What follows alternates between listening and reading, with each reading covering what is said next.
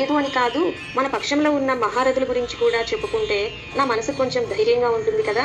అందుకని కేవలం తమరి గుర్తు కోసం మన వైపు ఉన్న యోధుల గురించి చెబుతాను వినండి అని దుర్యోధనుడు తన గురువుకు చెబుతున్నాడు.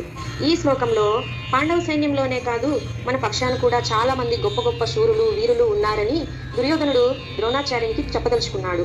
ఈ శ్లోకంలో విశిష్ట అని పదమునకు అర్థం ఏమిటంటే, కౌరవ సేనలో అందరికంటే గొప్పవారైన వీరులు, ధీరులు, బలశాలురు, బుద్ధిమంతులు, సాహసవంతులు, పరాక్రమశీలురు, తేజశాలురు, శస్త్ర విద్య విశారదులకు వారు ఉన్నారు అని వీరిని ఉద్దేశించి దుర్యోధనుడు విశిష్ట అను పదమును ప్రయోగించాడు.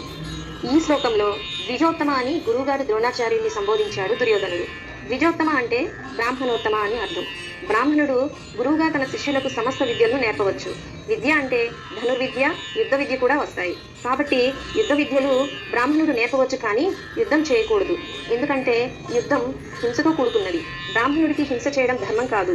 కానీ దుర్యోధనుడికి ఈ భావన ఉన్నట్టు కనిపించదు. ఈ వీడియో